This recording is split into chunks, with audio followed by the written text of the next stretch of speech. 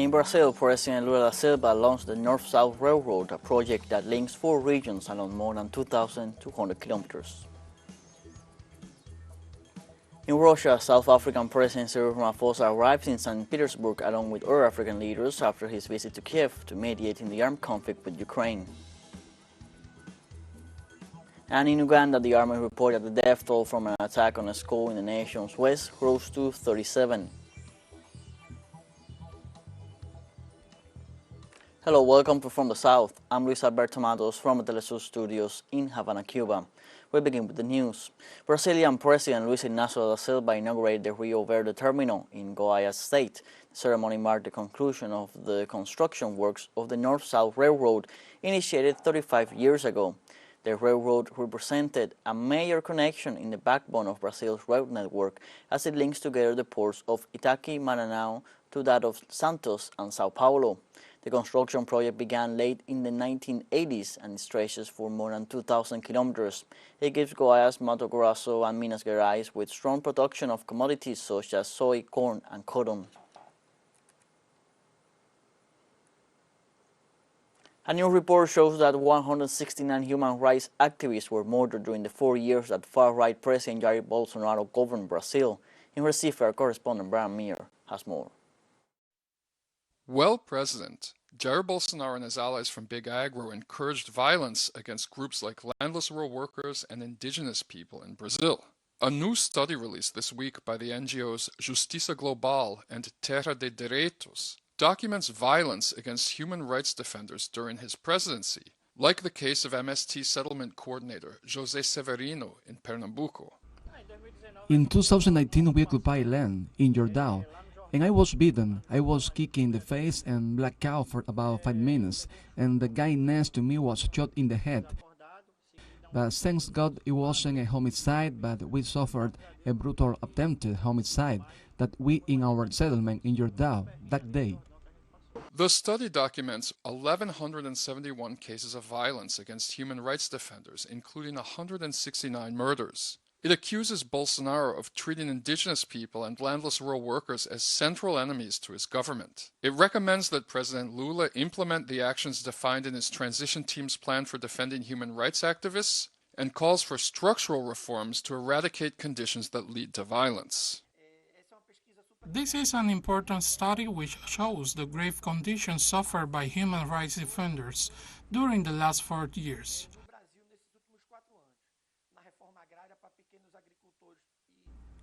It's important that agrarian reform is implemented for family farmers and rural workers to better protect human rights defenders. Brian Meir, TeleSUR, Pernambuco.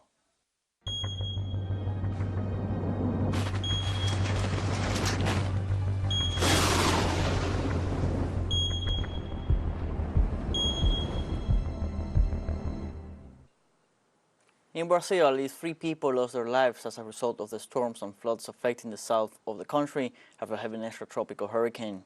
According to authorities in the Rio Grande do Sul state, 2 of the dead were reported in the city of São Leopoldo and 1 in Magine, in the coast of the state. On the other hand, they added that about 12 people are still missing. Efforts are still underway to search and rescue those people and save others who may still be isolated due to the floods. Several roads remain blocked. Flights to major cities in the state were cancelled throughout the day, while electric problems persist across the state. The extratropical cyclone is a typical of weather system that most frequently occurs in high and mid altitudes. In India, on Friday, authorities reported at least 5 dead and more than 20 injured after the impact of Cyclone Biparjoy. The 2 people who lost their lives in the last sinister, a father and son, died while trying to save their flock of sheep in the city of Bhavnagar. Meanwhile, emergency workers of India's National Disaster Response Force are on duty on joining efforts for cleanup activities in parts of the western coastal state of Gujarat after Cyclone Biparjoy made landfall. Several Indian families have had to take shelter in safer places, and more than 180,000 people were displaced between the Indian state of Gujarat and the neighboring Pakistani province of Sindh before it made landfall due to sustained winds of up to 125 km/h. In the United States, at least 3 people died and more than 100 were injured after multiple tornadoes hit Perryton County in Texas. According to Perryton Fire Department, Chief Paul Dutcher, one of the people killed was in a mobile home park that took a direct hit from a tornado. Dutcher further added that at least 30 trailers were damaged or destroyed by the tornado. Meanwhile, multiple witnesses confirmed that 3 tornadoes were spotted on the ground in Perryton just after 5 p.m. local time on Thursday. Likewise, health staff at Ochiltree General Hospital confirmed they treated over 100 patients related to tornado injuries. The wounds range from minor to severe, and multiple patients were transferred to trauma centers. A group of 9 Spanish female scientists concluded a mission that simulated life in Mars.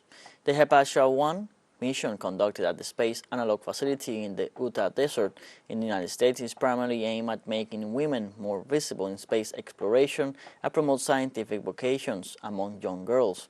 At present, there is a gender gap in this field, with only 27% of scientists being women. The mission ran from April 16th to the 29th and helped study living conditions with minimum use of water, with participants eating dehydrated food, rationing their drinking water, taking care of a garden which provided soy sprouts that were the only source of fresh food, and maintaining hygiene in that order. They also conducted scientific experiments that led to innovation. The second Hypatia mission is already in the making for 2025. In Mexico, the deadline for the ruling Morena party leaders to resign from their current positions in order to run for the presidency has expired. The information was confirmed by the head of the government of Mexico City, Claudia Sheinbaum, who will also leave her post. The group of would-be candidates also includes Marcelo Ebrard, Ricardo Monreal, and Adán Augusto López, who have already announced their intentions to run for the country's presidency in the 2024 election.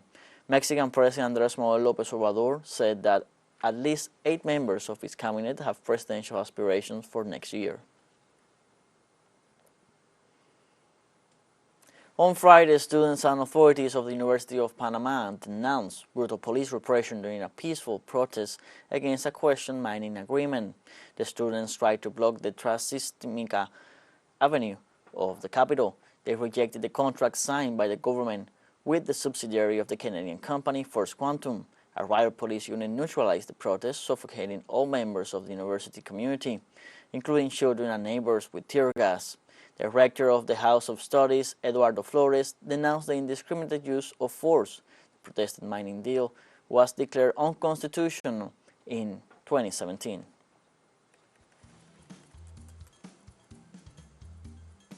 Let's take a short break, but remember you can join us on TikTok at TeleSUR English, where you will find news in different formats, news updates, and much more.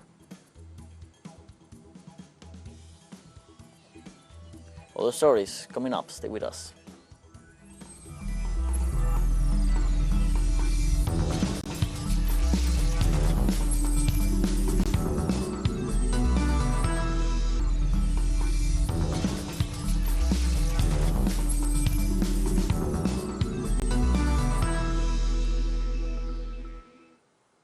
Welcome back from the South.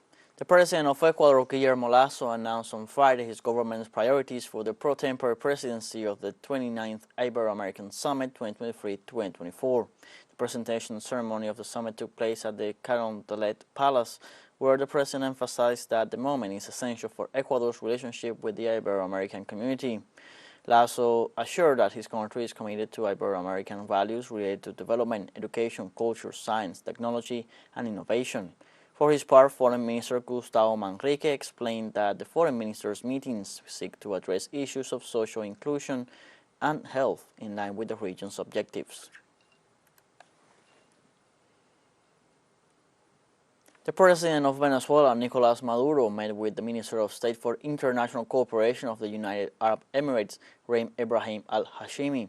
During their meeting at the Miraflores Palace, the Venezuelan president and the Emirati official reaffirmed their mutual interest in continuing to strengthen ties of cooperation, friendship, complementarity, and brotherhood. The meeting promoted dialogue on various issues, in addition to reviewing the working agenda of bilateral cooperation based on the principles of solidarity, respect, and mutual recognition. Venezuela and the United Arab Emirates maintain bilateral relations and agreements in several fields such as air transport, trade, economy, housing, and food processing, among others. Colombian President Gustavo Petro was received by German President Frank-Walter Steinmeier at the Bellevue Palace in Berlin to discuss the Kogi mask issue. The two heads of state agreed during the meeting to repatriate two Kogi masks dating back to the 15th century, a decision that is part of the diplomatic agreements between the countries. Authorities assured that the sacred objects of the Kogi people from the Sierra Nevada de Santa Marta were carved in pre-Columbian times, and that accounts for their historical value.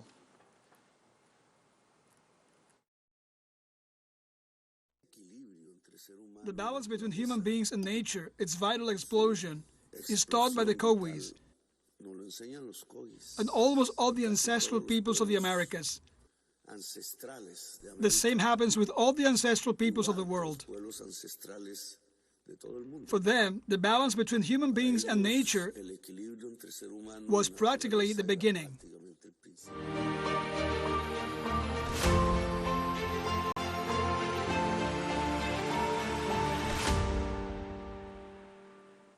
South African President Cyril Ramaphosa arrived in Saint Petersburg for a meeting with his Russian counterpart Vladimir Putin.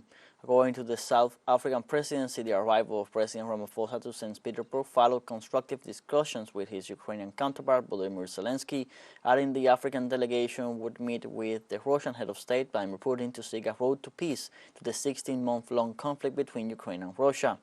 Meanwhile, a spokesperson of President Cyril Ramaphosa confirmed after the head of state's meeting with his Russian counterpart on Saturday he will return to South Africa on Sunday. The president of Russia, Vladimir Putin, highlighted his country's macroeconomic recovery at the St. Petersburg International Forum. During his speech at the St. Petersburg International Forum, the president highlighted the evolution of the country's economy in the midst of growing pressure from the West. Putin explained that Russia came out of the oil and gas spiral to reveal a 9.1% growth in revenues from these products between January and May this year. He also stressed that the gross domestic product grew and unemployment is at the lowest level in the country's history. The Russian head of state stressed the stability of the macroeconomy has become a competitive advantage. At 3.3%, unemployment has never been so low in our history. The important thing is that a stable macroeconomic situation has become our competitive advantage, a factor of effective development. Last year, 1.7 million people were lifted out of the poverty line in Russia. The Russian head of state stated that foreign investors were never expelled after the Western sanctions and invited them to return to the domestic market. If foreign manufacturers want to come back, come to our market. Russia has never expelled anyone from the Russian market. Everyone had the right to choose. We don't close the door to competition to anyone. Of course, no one is afraid. Russia is known to be the engine of trade progress. We will create the necessary conditions for them to work in Russia. Around 900 agreements worth over 3.8 billion rubles, equivalent to about $46 million, were reached at the end of St. Petersburg International Economic Forum. Anton Kobyakov, Executive Secretary of the Forum's organizing committee, also confirmed that this year the event was attended by some 150 companies from 25 countries with hostile relations with the Russian Federation. Kobyakov explained that some 43 agreements were signed with foreign companies, including companies from Italy and Spain. According to the presidential advisor, the four-day forum brought together over 17,000 participants from some 130 countries, which, according to Kobyakov, contrasts with the 14,000 people who attended in 2022. TeleSUR English continues to grow. You can now tune in from 33 different African countries through StarSat, dial 461 and enjoy our Latin American alternative broadcasts. One final short break, we'll be right back. Don't go away.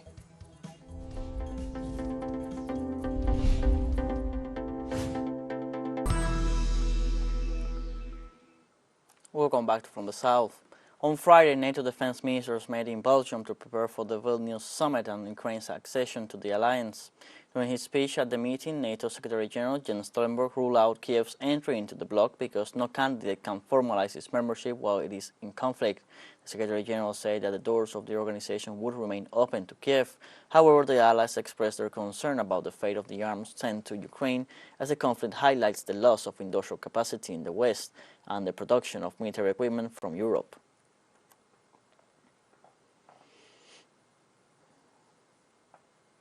U.S. Secretary of Defense Lloyd Austin said they will continue to defend the world as they have presumably done for 75 years.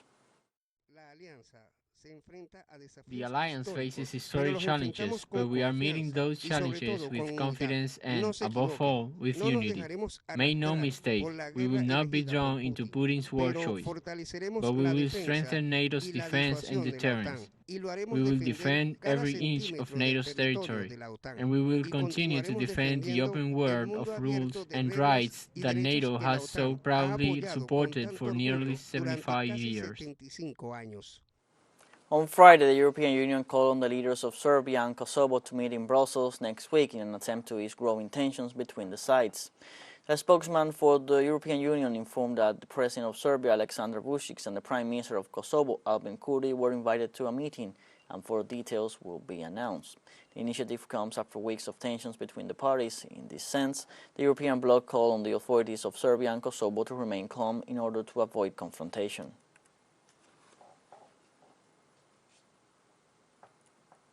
The Italian farmers' platform called the Reti warned about the increase in the number of citizens in need of food assistance in the country. The institution indicates that the queues at the soup kitchens and aid centers in the city of Milan reflect this situation. In its study, The Poor, the Hidden Side of Italy, called the Reti states that due to the 40% inflation, there are 3.1 million poor people in the country. It also warns that since 2020 to date, the number of people asking for help to eat has increased by 1 million, including 630,000 children under 15 years old and 356,000 elderly over 65 years old, in addition to migrants, traders, artisans, and informal sector workers who lost their source of income. Basic products are the most demanded by the vulnerable social sectors. Uganda's military said on Saturday that militants linked to the Islamic State group massacred at least 37 people and abducted 6 others in western Uganda. The police and army blamed the Allied Democratic Forces, which they describe as one of the deadliest militias on the eastern border of the Democratic Republic of the Congo. Joe Walusimbi, Resident Commissioner of Kasese District, where the attack took place, said at least 25 of the dead were students at his school. It is the deadliest attack in Uganda since 2 bombings in Kampala in 2010 killed 76 people in an attack claimed by the Somalia-based Al-Shabaab group. On the other hand, Felix Kulajigye, a spokesman for the Ugandan People's Defense Forces, said in a statement launched a manhunt for the perpetrators to rescue the abducted students. On Friday, UN warns of escalating violence in South Sudan after more than 400 civilian deaths in the first 3 months of 2023. The mission's report took into account several types of human rights violations carried out by armed groups or self-defense militias in inter-community confrontations. It also indicated that of the cases considered, at least 243 of the victims are minors. Meanwhile, intercommunal violence in the nation continues to be most prevalent in the Jonglei State and Pibor administrative area, where disputes between herders and farmers over control of land are frequent. We have come to the end of this news brief, and you can find these and many other stories on our website, telesurenglish.net. You can also join us on social media, Facebook, Twitter, Instagram, Telegram, and TikTok. For TeleSUR English, I'm Luis Alberto Matos. Thank you for watching.